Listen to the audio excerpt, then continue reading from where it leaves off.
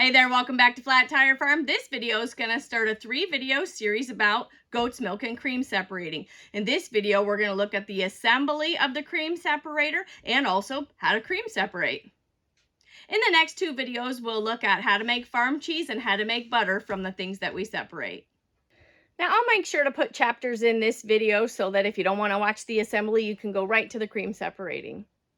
I'll start off by apologizing for the lighting. We live off-grid in Alaska and we use the sunlight when we can, so that's the light we got today. Our first job is to get the milk warming. These are just gallon pickle jugs that we reused for milk. This is 2 gallons of raw goat's milk. We're going to put it in the pan, get it started, and we're going to slowly warm it up to 104 degrees.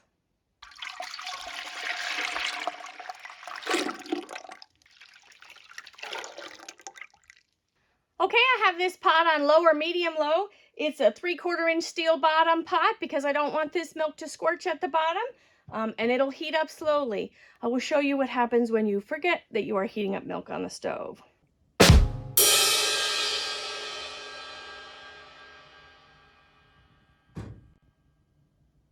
Needless to say, I would advise that you don't forget. Now, because we don't have running water and I don't have copious amounts of hot water to wash those jars out later, I got them rinsed out right away while the milk is still wet, because once the protein dries, it is very difficult to get out of the jars without a lot of hot water and scrubbing. Here's all the main parts of the cream separator. Now, putting it together and taking it apart for me originally was the most daunting task, but now it's pretty inherent to me. But I remember it not being inherent. Okay, this is the motor. It is electric. It takes about the same power as a crock pot, and since the sun is out today and all we have is solar power, I'm going to take advantage of that opportunity. This motor is very heavy and very strong, and it's fabulous. And actually, the only complaint I have about this entire thing is that the little feet on this guy come off really easy, and it drives me crazy. Like, you can't drag it across the countertop, or little feet come off. But they're really super soft rubber, and I think that's because the centrifugal force of this is so strong, it probably needs that to stabilize it. I don't know. That's my answer for that anyways. But I want to show you the basic idea of how it works, and then we'll talk about how to put it all together, okay? So this little knob spins here once you turn it on really, really fast, okay? This part is essentially the centrifuge chamber, okay? That goes on there and it spins about a bajillion miles an hour, okay? And I'll take this apart because it has about a bazillion pieces in it. But basically, the milk drops into here and is whipped and spun through all the pieces inside this chamber, okay? And then it comes up and the milk starts to spill out into these 2 sections. Okay, now remember, cream rises to the top. You've heard that before, right? So the milk is more heavy, so it falls down here, and the cream is lighter, and so it goes all the way up to the top and comes out this little channel. Okay, so basically I'll have 2 containers down here, one to catch the skim milk and one to catch the cream. This is the neck and a float. Okay, that goes in there. This basically, I'll show you, this has a tiny little hole in the bottom, and that's what makes the milk go right down into that centrifuge chamber. Okay, and then you pour the milk in the holding tank, goes down through the float, and the little hole in the neck goes into the centrifuge spins it and whips it, and then it falls through these 2 channels. Okay, that's the basic idea of it. Now let me show you how the centrifuge chamber goes together. Okay, I checked our milk, we're getting there, but I wanted to bring you in close for what's inside that centrifuge chamber. This is all the pieces. This is the part I think most people get confused about, and this was the part that I really had to learn. So I'm going to show you the way I learned how to do it that made it easy for me, okay? This is the bottom. This is the piece that goes on that stem that spins, so it whips it around, okay? I'll move some of these guys out of the way, and we'll build it right here where you can see it. Then there's the O-ring. It just sits right in there. That's real easy. There is 6 of each of these styles of discs. Now, they look very similar, but you have to know the difference between them. Otherwise, the cream separating doesn't work, okay? On this one, there's a hole and then a little bump below it. On this one, there's the hole, but there's not a bump below it. That's how I tell the difference. And when you put them on here, you have to alternate them. So this is the way I think about it. In line with the bump, not in line with the bump. In line with the bump, not in line with the bump. And that's just what I do in my head to get it to go on there, okay? They have to alternate. In line with the bump, not in line with the bump, okay? Until you get all 12 of them on there. And they can go on there anyway. As long as you get them in alternating order, they'll just slip right on there because this stem here is designed to fit the cutout of that. So that makes that part of your life easy.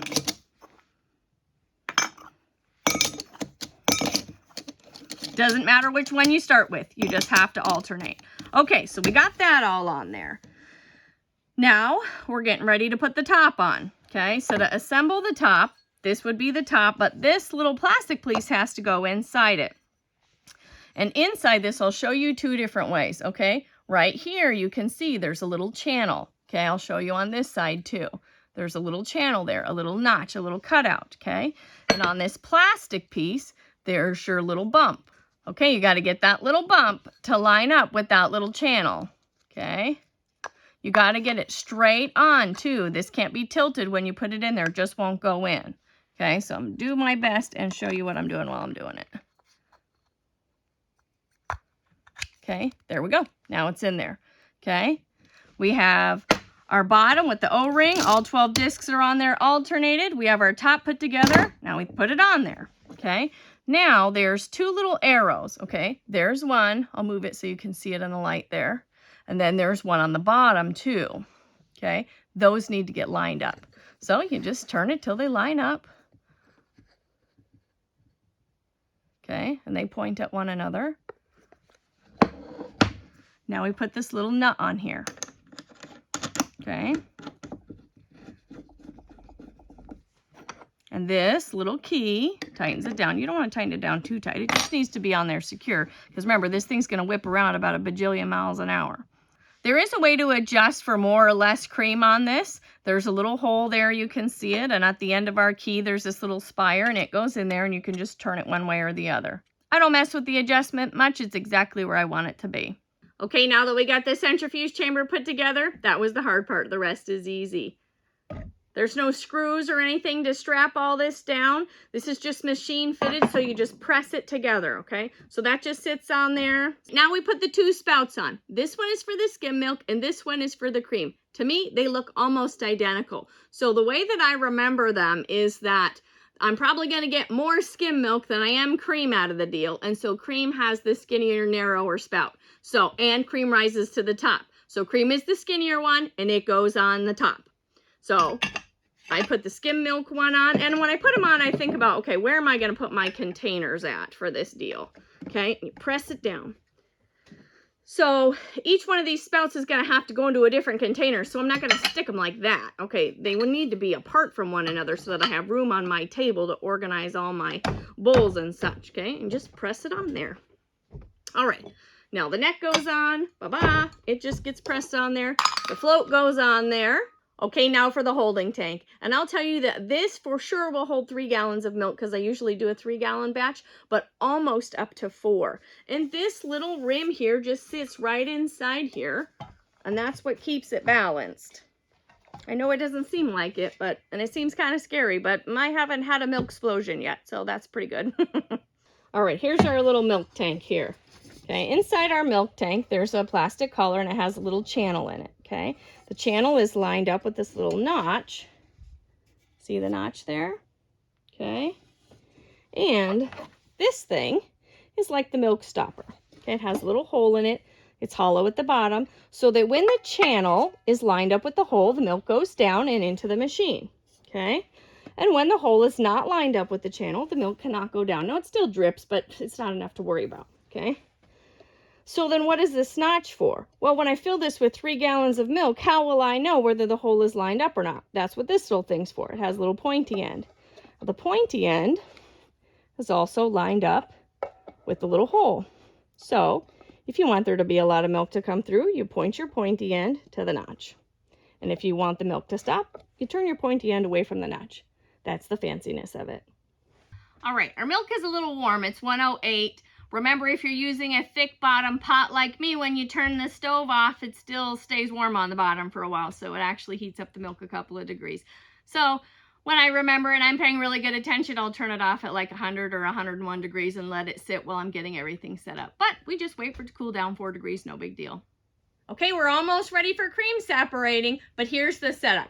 We have our machine assembled. We have the tank on the top. We have the spout closed. For right now, just for demonstration purposes, I'm going to move this out of the way so I can talk to you without a big tank in my face. Okay, this is going to be the skim milk side, okay? We have a big bowl over here because the majority of what's going to come out after we separate is going to be skim milk, and a smaller portion is going to be cream. So I have a big bowl over here to catch all that skim milk. Now on this side, I have my KitchenAid mixer mixing bowl set up because I want to catch the cream and I'm going to make butter out of it. And I don't need to pour cream into some other dish to pour into this later just so I have an extra dish to wash. Because remember, no running water. So I use the KitchenAid bowl just from the get-go. Also on this side, I have a 2-cup measuring cup because when I cream separate, I like to keep pouring the milk back into the top until no more cream comes out. And as we get going, I'll show you how that goes. And you're going to need at least a towel or 9. All right, we're here at the wood stove because we need some hot water. This is our 10-gallon hot water pot. This is the hot water that we use for our cabin. You can see our Homestead microwave is making baked potatoes for lunch. But we need some hot water. Your hot tap water is going to be perfect for this. This is 200 degrees just because the wood stove's been going because it's wintertime. So I'll cool it down with some room temperature water. I'm not too particular about the temperature, but 200 is going to be definitely too hot. So you're just going to get some hot water from your tap.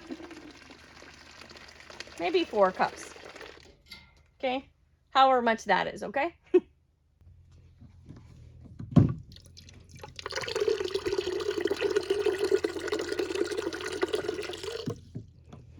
If you can hear the tractor outside, I apologize. Mr. Reeve is working on something out there. These next 2 parts are really important. One, you have to warm up the centrifuge chamber. Otherwise, when you pour your warm milk into cold metal, all of that cream is just going to solidify instantly and you'll never get anything out of it. It won't work. You'll have to start over. Now, this is the part where I think people go wrong. I've heard lots of issues with, oh no, there's milk everywhere. Yes, that does happen if you do not turn it on and let it speed up first. You have to turn on the centrifuge and get it spinning before you dump milk in there. Otherwise, your milk is going to fall all over the place. Because remember, there's no seals in here. This isn't a closed up system. This is a purely centrifugal system. That means the spin is what keeps the milk where you want it to. And if you don't turn it on first and you don't get it to go fast, there will be a milk explosion. So, number 1, turn it on. But remember, this motor has a lot of power. So when I turn it on, I just hold it like the dickens until it gets going fast enough to balance itself out. Maybe that's not necessary, but I do not want metal flying everywhere. So, I'm just going to turn it on. And I'll talk loud. This thing isn't too loud, but I'll talk louder, okay? You can hear it rattling.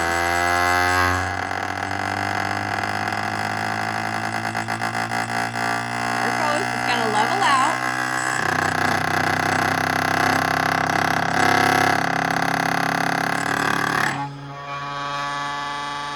Ta-da! Don't die, okay? Just stay together. Okay, now we need to put the hot water in there. Remember, this thing is closed. That's okay. Once you get some weight on the top with the liquid, it's a little less scary. Don't be mad, you're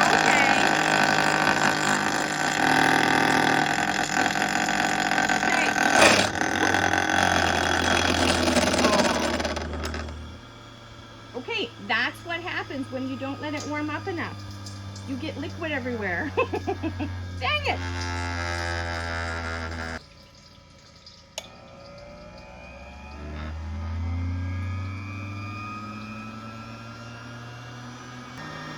We're gonna let it warm up this time. I should take my own advice, right? Water just started squirting out the back. There's a little weep hole in the back for it to spill out when you need it to or when you don't need it to, and so everything just squirts out of that hole. So, good news, it's just water. We're gonna let it warm up a little bit longer this time, and I will be more patient. See how it sounds balanced now when it's not trying to eat itself? That's good. Okay.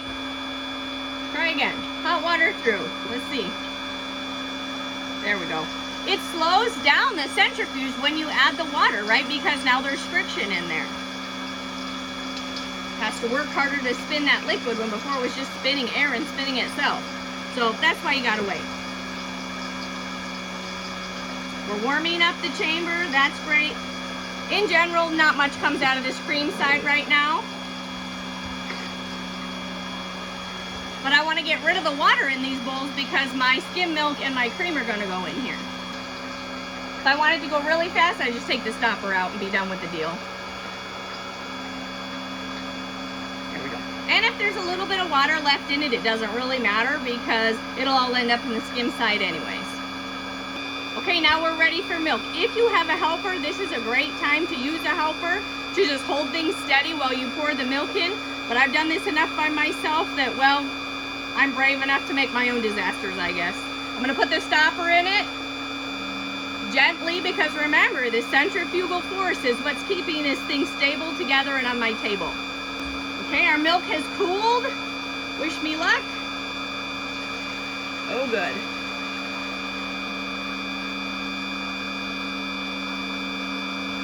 When I said the milk is cooled, I meant to 104 degrees, okay? It's not all the way cooled. It just cooled from the overheating that we did.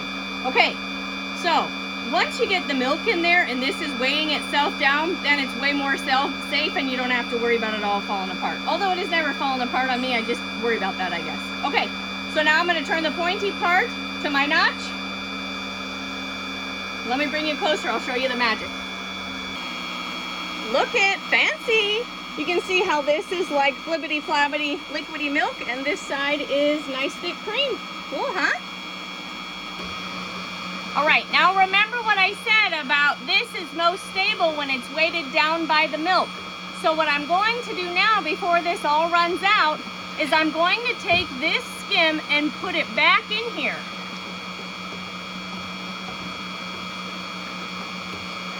Now I'm going to keep doing that until no more cream comes out that end. That's how I know I got all the cream out of this milk. Okay, this skim milk has been through here 3 times now, once the original time, and I put it back through twice. And you can still see there's cream coming out, so we're gonna keep going. This whole process, once we start putting the milk through, takes about 10 minutes. Okay, I put the milk back through 4 times now, so you can see that it's almost done. We'll just let the rest of this milk run through, and I'll meet you back in a second. Okay, we got one more step. First, I need to get this milk and this cream out of here. I'm gonna put this skim back in the pot I heated the milk up in because in the next video, I'm gonna show you how to make firm cheese with it. We got about a quart of cream out of that deal. Not too shabby. Okay, the last thing I do is run really, really hot water through this to clean it out best it can. That centrifuge chamber gets really caked up with cream. And remember, no hot running water for me, so this is a lifesaver. It's kind of my pre-rinse cycle. Now as this hot water runs through and cleans out that centrifuge chamber, I'm gonna let my machine stay on high until all the liquid is out of this machine and there's not one drop of water left. Because remember, as soon as I turn it off and that centrifugal force stops, if there's any liquid left in my machine, it's gonna end up on my table. Now for the less fun part of the day. We gotta take this apart the way that we put it together and get it all cleaned up. I'll leave a link in the description below for this cream separator. It's surely not any fancy name brand, but it was pretty cheap and it served us well. Thanks for watching, guys.